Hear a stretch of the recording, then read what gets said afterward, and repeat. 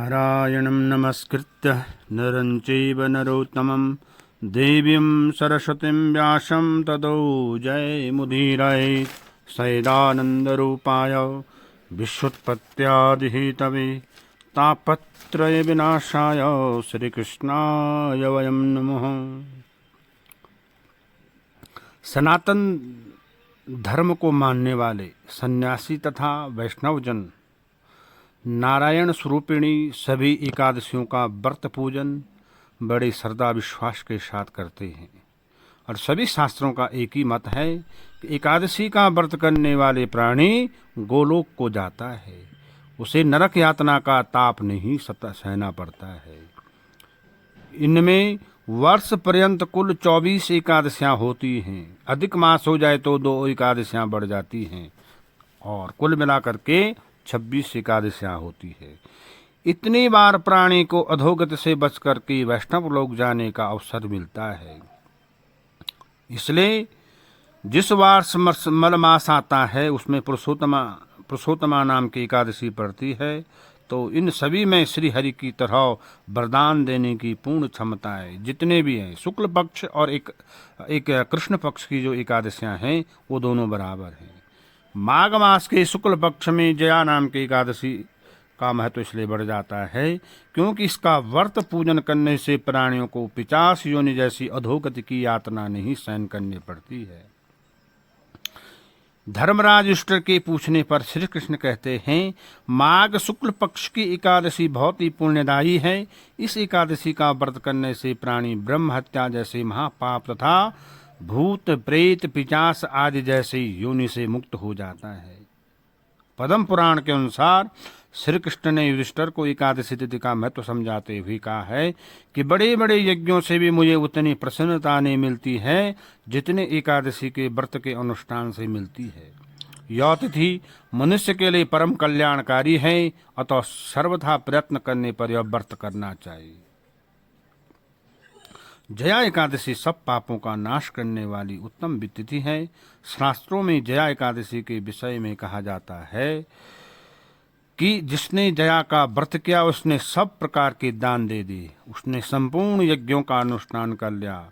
इस दिन व्रती को भगवान श्री हरि की पूजा के समय श्री विष्णु सहस्रनाम, पुरुष सूक्त का पाठ और एकादशी का महात्म्य और कमल नेत्र स्तोत्र और भगवान का अष्टाक्षर और द्वादक्षर मंत्र का पाठ करना चाहिए।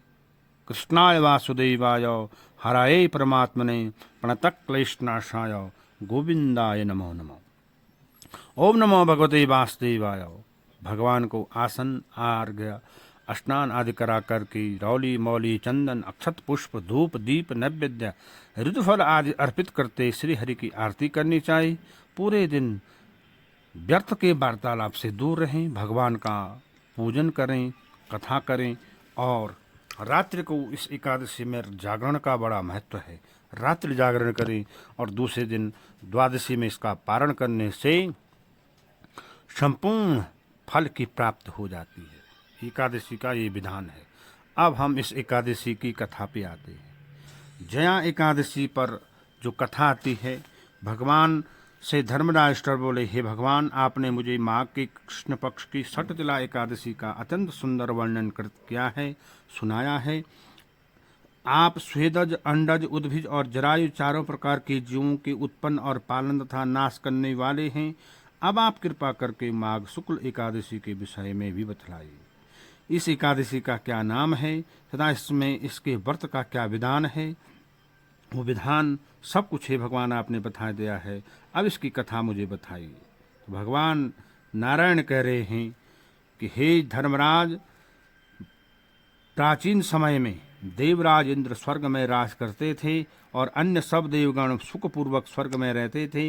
एक समय इंद्र अपनी इच्छानुसार नंदन वन में अप्सराओं के साथ विहार कर रहे थे और गंधर्व गान कर रहे थे। उन गंधर्वों में प्रसिद्ध पुष्पदन तथा उसकी कन्या पुष्पवती और चित्रसेन तथा उसकी स्त्री मालिनी भी उपस्थित थे। साथ ही मालिनी का पुत्र पुष्पवान और उसका पुत्र माल्यवान भी वहाँ पे उपस्थित थे। पुष्पवती गंधर्व कन्या मल्यवान को देखकर उस पर मोहित हो गई और माल्यवान पर काम बाण चलाने लगी। उसने अपने रूप लावण्य और हाव भाव से माल्यवान को वश में कर लिया। हे राजन, वह पुष्पवती अत्यंत सुंदर थी। अब वे इंद्र को प्रसन्न करने के लिए गान करने लगे, परंतु परस्पर मोहित होने के कारण वे एक दूसरे पे वो नहीं कर पाए, नाच गाना ठीक से नहीं कर पाए। इनके ठीक प्रकार न गाने तथा स्वर ताल ठीक न होने से इंद्र इनके प्रेम को समझ गए और इसमें अपना अपमान समझ करके इंद्र ने उन्हें श्राप दे दिया। और इंद्र ने कहा, हे मूर्खो, तुमने मेरी आज्ञा का उल्लंघन किया है, इसलिए तुमको धिक्कार है। अब तुम दोनों स्त्री पुरुष के रूप में मृतलोक में जाकर के 50 रूप धारण करो, अपने कर्म का फल भोगो। इंद्र का शाप सुनकर के वे अत्यंत दुखी हुए और हिमालय पर्वत पर दुख पूर्वक अपना जीवन व्यतीत करने लगे। उन्हें गंध, रस तथा स्पर्श आदि का कुछ भी ज्ञान नहीं था। वहाँ उन्होंने महान दुख मिल रहे थे, उन्हें एक क्षण के लिए भी निंद्रा नहीं आती थी। उस जगह अत्यंत शीत था, इससे उनके रोंगटे खड़े रहते थे, मारे शीत के दांत बजते थे। एक दिन पिताश्वर ने अपनी स्त्री से कहा कि पिछले जन्म में हमने ऐसे कौन से पाप किए जिससे कारण हमको ऐसे दुखदायी दिन व्यतीत करने रहे। देवयोग से माघ मास के शुक्ल पक्ष गिया नाम की एकादशी आई। उस दिन उन्होंने कुछ भी भोजन नहीं किया एवं अच्छे अच्छे कार्य किए, केवल फूल खाकर फल फूल खाकर के दिन व्यतीत किया। सायंकाल के समय दुखी अवस्था में पीपल के वृक्ष के नीचे वे आपस में सट गए, एक दूसरे से चिपक करके बैठ गए। उस रात अत्यंत ठंड थी, इस कारण वे दोनों सो भी नहीं पाए। मारे ठंड से वो दुखित होकर के मृतक के समान आपस में चिपट पड़े। रात्रि को निंदा भी नहीं आई। जया एकादशी का व्रत अनजाने में उनसे हो गया। और कहते हैं ऐसे दूसरे दिन द्वादशी के दिन जब भगवान सूर्यनारायण उदय हुए, उसी समय उनकी 50 योनि छूट गई। अत्यंत सुंदर गंधर्व और अप्सरा की देह धारण कर सुंदर वस्त्राभूषणों से अलंकृत होकर के उन्होंने स्वर्गलोक को प्रस्थान किया। उस समय आकाश में देवता उनकी स्तुति करते हुए पुष्प वर्षा करने लगे। स्वर्गलोक में जाकर के दोनों ने देवराज इंद्र को प्रणाम किया। देवराज इनके स्वरूप को देख करके आश्चर्यचकित हो गए, पूछते कि हे माल्यवान, तुम्हें ये स्वरूप कैसे मिला? तो माल्यवान बोले, हे देवेंद्र, भगवान विष्णु की कृपा और जया एकादशी के व्रत के प्रभाव से हमारी 50 देह छूट गई है। तब इंद्र बोले कि हे माल्यवान, भगवान की कृपा और एकादशी का व्रत करने से न केवल तुम्हारी 50 योनि छूट गई है, वरन हम लोगों के लिए भी वंदनीय हो गए हैं, क्योंकि विष्णु और शिव के भक्त हम लोगों के लिए वंदनीय हैं। अतः आप धन्य हैं।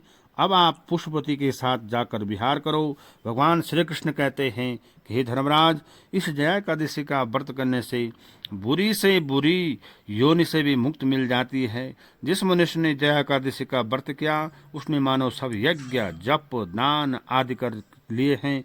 जो मनुष्य जया एकादशी का व्रत करते हैं, वो अवश्य ही 1000 वर्ष तक स्वर्ग में वास करते हैं और इस जया एकादशी के प्रभाव से वे संपूर्ण देव योग से प्राप्त होकर के भगवान के दिव्य स्वरूप को प्राप्त कर लेते हैं। आप सभी को एकादशी व्रत की बहुत बहुत शुभकामनाएं। श्री हरि की कृपा आप सब पर सदैव बनी रहे और साथ में श्री राधा कृष्ण मंदिर के दिव्य दर्शन करते हुए भगवान के इस एक परम दिव्य एकादशी के व्रत का लाभ प्राप्त करें।